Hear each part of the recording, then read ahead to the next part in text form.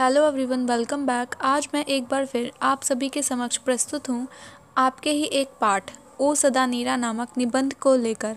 ध्यान रखिए दोस्तों, ये एक निबंध है जिसे लिखा है जगदीश चंद्र माथुर ने। ओके, तो चलिए इसी के साथ हम लोग इनके जीवन परिचय की ओर चलते हैं। उसके बाद हम इस पाठ के कुछ क्वेश्चन आंसर की ओर भी चलेंगे जो कि एग्ज़ाम की दृष्टि से महत्वपूर्ण है। तो जगदीश चंद्र माथुर का जन्म हुआ था 16 जुलाई 1917 को और इनका निधन हुआ था 14 मई 1978 को 78 ईस्वी को।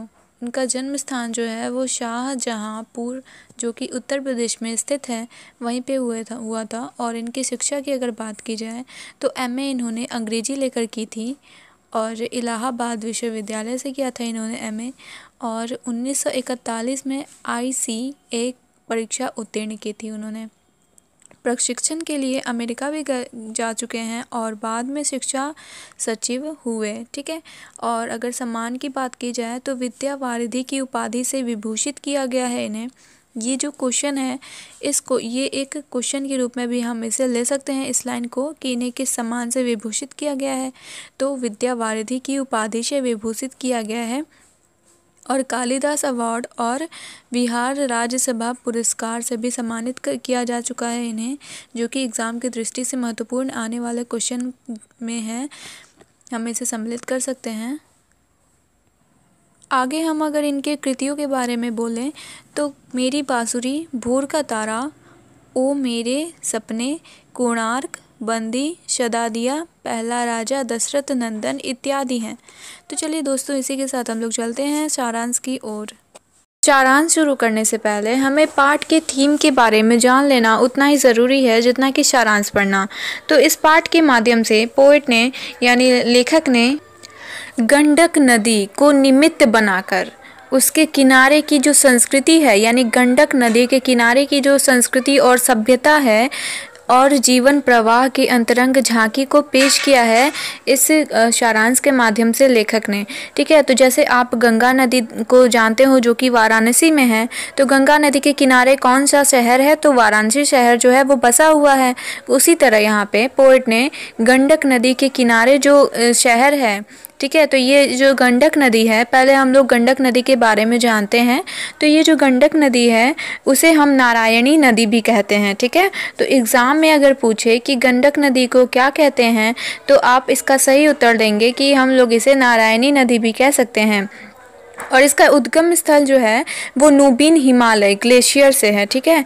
और ये जो इस नदी का ये जो नदी है, इस नदी का प्रवाह जो है वो मध्य नेपाल जो है, मध्य नेपाल, वहाँ पे एक मध्य नेपाल में सोमेश्वर पहाड़ी है, वहीं से होकर आता है और उत्तर भारत में बहता है। ठीक है। वहाँ पे मध्य नेपाल में सोमेश्वर पहाड़ी के पास और उत्तर भारत में यानी कि उत्तर भारत में बिहार में भी यह बहता है। तो बिहार में यह कहाँ बहता है इस चीज़ को भी हम लोग को जानना इतना ही इम्पोर्टेंट होगा। तो यहाँ उत्तर नेपाल, उत्तर भारत में जो स्थान है जहाँ पे ये नदी जो है वो बहता है उसका नाम है देवरिया, मोतिहारी, मुजफ्फरपुर और दरभंगा, पटना, आरा इत्यादि में ये जो है नदी वो बहती है और इसे हम लोग बूढ़ी नदी भी कहते हैं। ठीक है।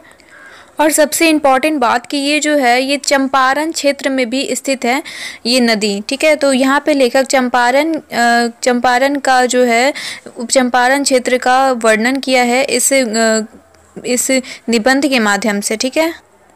तो आई होप कि आप गंडक नदी के बारे में जान गए होंगे। तो चलिए इसी के साथ हम लोग इसके सारांश की ओर चलते हैं जिसमें लिखा है कि जगदीश चंद्र माथुर ओ सदा नीरा निबंध के माध्यम से गंडक नदी को निमित्त बनाकर उसके किनारे की संस्कृति जो है और उसके जीवन प्रवाह की अंतरंग झांकी पेश करते हैं। ठीक है। जैसा कि मैंने आपको थीम में ही बताया था कि ये जो नदी है इस नदी के किनारे की जो संस्कृति और सभ्यता है इसकी झांकी पेश करते हैं। झांकी मतलब होता है इसकी कुछ सीनरी।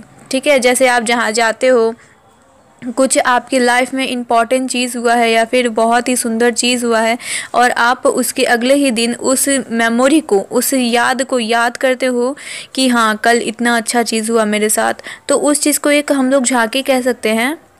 तो यहाँ पे आगे है, जो स्वयं गंडक नदी की तरह प्रवाहित दिखलाई पड़ता है। ठीक है। सर्वप्रथम चंपारण क्षेत्र की प्रकृति वातावरण का वर्णन करते हुए उसकी एक एक अंग का मनोहरी अंकन करते हैं। लेखक जो हैं वो चंपारण क्षेत्र की जो प्राकृतिक वातावरण है, प्राकृतिक वातावरण का अर्थ होता है पेड़ पौधे, वनस्पति और नदियाँ इत्यादि। ठीक है। तो इस सब का वर्णन करते हुए उसके एक एक अंग को मनोहरी अंकन करते हैं। ठीक है। और जैसे छायावादी कविताओं में प्रकृति का मानवीकरण देखा जाता है, आप लोग छायावादी कविता पढ़ते होंगे तो उसमें प्रकृति का जो है वो मानवीकरण देखा जाता है, यानी कि उसकी कुछ ऐसी भूमिका रहती है उस कविता की जो कि मानवीकरण रहती है उस कविता में। ठीक है। उसी तरह निबंध में भी देखा जा सकता है। ठीक है। तो उसी तरह निबंध में भी देखा जा सकता है। एक अंश देखिए, बिहार के उत्तर पश्चिम कोण के चंपारण इस क्षेत्र की भूमि पुरानी भी है और नवीन भी। ठीक है। बिहार में जो उत्तर पश्चिम कोण के चंपारण क्षेत्र है, बिहार में जो चंपारण क्षेत्र है वो उत्तर पश्चिमी कोण में बना हुआ है। ठीक है। इस क्षेत्र की भूमि जो है वो पुरानी है और नया भी है, दोनों है। भूमि जो है, भूमि मतलब इसका जो मिट्टी है, इस क्षेत्र का मिट्टी जो है वो है नवीन और पुराना दोनों। हिमालय की तलहटी में जंगलों की गोदी से उतारकर मानव मनो शैशव सुलभ अंगों और मुस्कान वाली धरती को, यहाँ पे आगे लिखा है कि हिमालय की तलहटी में, हिमालय का जो तल है, हिमालय जो है वो ऊंचा है, पहाड़ी है, लेकिन उसके नीचे जो है वो जंगल है। और उसी यहाँ पे लेखक कह रहे हैं कि तलहटी में जंगलों की गोदी से उतार कर मानव मनो शैशव सुलभ अंगों की मुस्कान वाली धरती, ठीक है, मुस्कान वाली धरती को ठुमक ठुमक कर चलना सिखा रही है। ठीक है। ये जो हिमालय है, हिमालय की गोदी से उतारकर जो मानव है वो अपनी इस तरह से मुस्कान प्रकट कर रहा है जैसे वह ठुमक ठुमक कर चलना सिखा रही है उसे धरती। ठीक है। इसके साथ माथुर संस्कृति के गर्त में जाकर आना उन्हें लगता है जैसे उन्मत्त यौवन वीरांगना हो और जो प्रेजेंट नर्तन कर रही हो। ठीक है। तो यहाँ की जो संस्कृति है वो पोइट को बता रही है या फिर पोइट को आभास दिला रही है कि जो कोई यौवन, यानी कि कोई जो यौवन है, यौवन मतलब होता है यंगनेस्ट। ठीक है। तो कोई यंग आदमी या यंग औरत जो वीरांगना है, जो कि वीरांगना मतलब होता है वो कवारी या कवारा, तो वो प्रचंड नर्तक कर रहा है, उसे यानी पोइट को इस प्रकार से आभास हो रहा है। उन्हें 60-62 की बाढ़ रामचरित मानस के क्रोध रूपी कैकई की तरह दिखाई पड़ती है। उन्हें 60-62 की बाढ़, यानी कि बाढ़ जो है वो रामचरित मानस जो है उसके क्रोध रूपी कैकई की तरह उन्हें दिखाई दे रही है। ठीक है। वे बताते हैं कि नदियों में बाढ़ आना, यानी नदी में जो बाढ़ आ रही है वो नदियों में बाढ़ आना मनुष्य के उच्छलता के कारण है। उच्छलता मतलब होता है मनुष्य जो अपना कर्म नहीं कर रहा है, जैसे कूड़ेदान को कूड़े को कूड़ेदान में ना फेंकते हुए नदियों में फेंक देना इत्यादि जो है नदियों में बाढ़ आने का कारण है। यह पोएट बता रहे हैं यहाँ पे। ठीक है। यहाँ पे आगे बता रहे हैं पोएट कि यदि महाजन जो चंपारण से गंगा तट तक फैला हुआ था, जो महाजन है वो गंगा तट तक फैला हुआ था चंपारण से लेकर के, ना कटता तो बाढ़ ना आती। ठीक है। जो महाजन है, अगर ये चंपारण जो है वो गंगा तट तक फैला रहता, अगर हम लोग पेड़ पौधे को प्रदूषित न करते और उसे न काटते तब। माथुर तर्क देते हैं कि वसुंधरा भोगी मानव और धर्मांध मानव एक ही सिक्के के दो पहलू हैं। ठीक है। वसुंधरा भोगी मानव का मतलब होता है जो मानव जो कि अन्न पे टिका हुआ है और प्राकृतिक वनस्पतियों पे टिका हुआ है। उदाहरण के लिए हम सभी मानव जो हैं वो अन्न पे टिके हुए हैं। इसी तरह अन्न जो आता है वो वसुंधरा से आता है और वसुंधरा जो है हम लोग वसुंधरा भूमि को कहते हैं। इसी तरह वसुंधरा भोगी मानव और धर्मांध मानव, यानी कि जो कि धर्म पुण्य करते हैं वो मानव, एक ही सिक्के के दो पहलू हैं। यानी कि ये जो दो मानव है वो दो मानव अलग अलग नहीं, एक ही मानव है। जैसे सिक्का है एक, तो आगे सिक्के के नंबर लिखा रहता है और पीछे कुछ और डिज़ाइन, कुछ और स्तंभ लगा रहता है उसमें, तो लेकिन सिक्का तो एक ही रहता है, भले उसमें अलग अलग सिंबल दिए रहते हैं। उसी तरह मानव भी एक ही होता है, चाहे वह धर्मांध मानव हो या फिर वसुंधरा भोगी मानव हो, क्योंकि वसुंधरा भोगी मानव अपने भोग विलास के लिए जंगलों की कटाई कर रहा है। ठीक है, वसुंधरा मैंने अभी कहा है ना कि जो कि प्राकृतिक वनस्पतियों पर निर्भर रहते हैं वही होते हैं वसुंधरा भोगी मानव। अतः जंगल की कटाई करके और अन्न उत्पादन करके अपना भोग विलास करके अपना जीवन व्यतीत करते हैं वो मानव, वो होते हैं वसुंधरा भोगी मानव। ठीक है, तो यहाँ पे लिखा हुआ है वनों की कटाई कर रहे हैं वसुंधरा भोगी मानव, और धर्मांध मानव पूजा पाठ के लिए सड़ी गली सामग्री को गंगा नदी में प्रवाहित करके उसे दूषित कर रहा है। इसका मतलब तो आप समझ ही गए होंगे कि सड़ी गली जितनी सामग्री है उसे, जैसे सिक्का हुआ, सिक्का तो सड़ा गला नहीं होता है, लेकिन इसके अलावा आजकल हर चीज़ दूषित रहता है। और उदाहरण के लिए आप ये ले सकते हैं कि फूलों को पूजा करने के पश्चात उसे गंगा जी में प्रवाहित करना या फिर ये गंडक नदी में प्रवाहित करना इत्यादि को हम उदाहरण के रूप में ले सकते हैं। यहाँ पे आगे कह रहे हैं पोएट, माथुर मध्ययुगीन समाज की सच्चाई भी बताते हैं कि आक्रमण के कारण या अपनी महत्वाकांक्षा के प्रति तृप्ति के लिए मुसलमान शासकों ने अंधाधुंध जंगलों की कटाई की थी। यानी कि यहाँ पे माथुर जी जो हैं वो मध्ययुगीन समाज की सच्चाई भी बता रहे हैं कि आक्रमण के कारण, यानी कि मध्ययुगीन में जो शासक रहते थे वो आक्रमण के लिए और अपनी महत्वाकांक्षा की तृप्ति के लिए अंधाधुंध जंगलों की कटाई भी उन्होंने की थी। तो वही पोएट कह रहे हैं कि अंधाधुंध कटाई जो है वो ऐसे ही गंदे गंदे लोग या फिर इतने ही नीच लोगों का कारण होता है कि वो अपने जंगलों की कटाई करते हैं। यहाँ पे आगे लेखक कह रहे हैं, इसी तरह यहाँ अनेक संस्कृति आए और यही रच बस गए। ठीक है, यहाँ पे अनेक संस्कृति के लोग आए, जैसे हिंदू, मुस्लिम और सिख, ईसाई सब आए और यहीं की संस्कृति को देख के यहीं पे बस गए।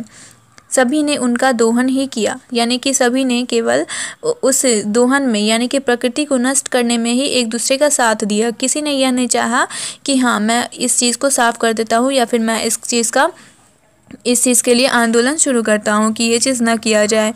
इस मिली जुली संस्कृति या परिणाम कीमियो प्रक्रिया है। यानी ठीक है, चंपारण के प्रत्येक स्थल पर प्राचीन युग से लेकर आधुनिक युग में गांधी के चंपारण आने तक के पूरे इतिहास को अपने लेखनी के माध्यम से अच्छे बुरे प्रवाह को खंगालते हैं। ठीक है, चंपारण में जो प्राचीन युग के आधुनिक युग में गांधी के चंपारण आने तक के पूरे इतिहास को जो है वो लेखनी के माध्यम से अच्छे बुरे प्रवाह को खंगालते हैं।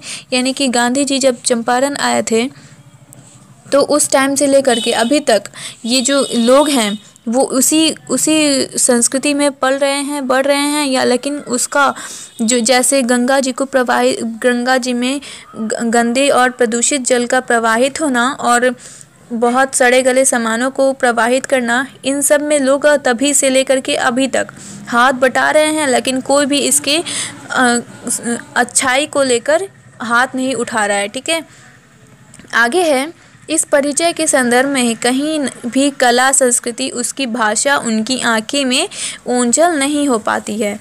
ठीक है, आगे कह रहे हैं लेखक, अंत में गंडक की महिमा का बखान करते हुए कहते हैं कि ओ सदा नीरा, ठीक है, ओ सदा नीरा, ओ चक्रा, ओ नारायणी, यानी कि ये तीनों नाम जो है वो गंडक नदी के ही नाम है। यानी सदा नीरा भी गंडक नदी का नाम है, ओ चक्रा भी और ओ नारायणी भी, जो कि मैंने आपको पहले ही कहा था। ओ महागंडक भी इन्हीं का नाम है और बूढ़ी गंडक भी इन्हीं का नाम है। ठीक है, तो यहाँ पे ये बखान करते हुए कह रहे हैं लेखक कि युगों से दीनहीन जनता इन विविध नामों से तुझे संबोधित करती रही है। तेरे पूजन के लिए जिस मंदिर की प्रतिष्ठा हो रही है उसकी नींव जो है वो बहुत गहरी और मजबूत है। इसे तू ठुकरा न पाएगी। यानी कि इसका मतलब है कि लेखक कहना चाह रहे हैं कि युगों युगों से जिस लोगों ने गंडक नदी के लिए पूजा आराधना इत्यादि की, उनके लिए मंदिर की स्थापना की, तो उनकी जो भक्ति है, श्रद्धा है इस कार्य को करने में, उन्हें वह जो है वो नदी जो है वो ठुकरा नहीं पाएगी और उनके सभी गलतियों को क्षमा कर देंगी। तो उम्मीद है आप लोगों को ये चैप्टर है वो अच्छे से समझ में आ गई होगी। तो अच्छे से समझ में आ गई है तो like subscribe and bell icon को प्रेस ज़रूर करें, जिससे आने वाले हर वीडियो आप तक पहुंचते रहें। तो फ्रेंड्स चलिए इसी के साथ हम लोग इसके कुछ महत्वपूर्ण क्वेश्चन को भी देख लेते हैं। मैं इसमें पहला क्वेश्चन कहना चाहूँगी कि मेरी बांसुरी एकांकी का किस पात्र का में प्रथम प्रकाशन हुआ था। ठीक है, मतलब मेरी बांसुरी नामक जो एक एकांकी है उसका जो एक पात्र है, प्रथम प्रकाशन में कौन से पात्र का प्रकाशन हुआ था, तो इसका सही उत्तर होगा सरस्वती। ठीक है, सरस्वती पात्र का सबसे पहले इसमें प्रकाशन हुआ था। सेकंड क्वेश्चन में आते हैं, तो माथुर के निबंध कैसे हैं, तो उनके जो ये निबंध है वो ललित है। ठीक है, थर्ड क्वेश्चन पे अगर हम लोग देखें तो माथुर के किस एकांकी का मंथन 1936 में हुआ था, तो यहाँ पे आप इसका सही उत्तर देंगे मेरी बांसुरी, जिसमें मैंने फर्स्ट क्वेश्चन में कहा है कि मेरी बांसुरी का जो फर्स्ट पात्र है वो सरस्वती है। ठीक है, अब आते हैं दूसरे पे यानी चौथे पे, जिसमें लिखा है कि माथुर को किस सम्मान से सम्मानित किया गया था, तो इसका सही उत्तर होगा बिहार राज्यसभा पुरस्कार से। ठीक है, मैंने आपको पहले ही वार्निंग किया था कि आप इनके कृतियों को, इनके सम्मान को अच्छे से रट लो और इनके जन्म स्थान को और जन्म के ईस्वी को, इससे बहुत ही ज़्यादा इम्पोर्टेंट क्वेश्चन बनते हैं। और लेखक का जो नाम है कि इस जो सदा नीरा है उसके लेखक कौन है, ये तो सभी में पूछता है और ये क्वेश्चन आ भी चुका है कि ओ सदा नीरा के लेखक कौन है। 2017 के क्वेश्चन पेपर में आप देखेंगे तो उसमें लिखा रहेगा। यहाँ पे आगे है माथुर को कौन सा अवार्ड मिला था, तो यहाँ पे आप इसका सही उत्तर लिखेंगे कालिदास अवार्ड मिला था। ठीक है, इन्हें किस उपाधि से विभूषित किया गया है, तो इन्हें विद्या वारिधि उपाधि से विभूषित किया गया है। ठीक है, और यहाँ पे अगला है यह मूलतः क्या है, तो इसका सही उत्तर होगा यह मूलतः नाटककार है। ठीक है, ये निबंधकार नहीं है, मूलतः यह नाटककार है, परंतु यह निबंध में भी अपना कुछ योगदान दे चुके हैं। और यहाँ पे है कि ओ सदा नीरा किस नदी को निमित्त बनाकर लिखा गया है, तो ओ सदा नीरा, जैसा कि मैंने आपको पहले कहा था कि सदा नीरा जो है वो गंडक नदी का दूसरा नाम है। तो यहाँ पे आप गंडक नदी को क्लिक कर सकते हो, टिक कर सकते हो इस पर, और ये आपके टेक्स्ट बुक में भी इसके इन सारे के क्वेश्चन आंसर भी मिल जाएंगे आपको। तो आप उसे अच्छे से, और अगर वीडियो ना समझ में आए तो उसे बार बार देखो, परंतु अच्छे से समझो जिससे क्वेश्चन एक भी ना छूट पाए। तो आशा है कि आप लोगों को यह चैप्टर बहुत ही अच्छे से और सटीक तरीके से समझ में आ गई होगी।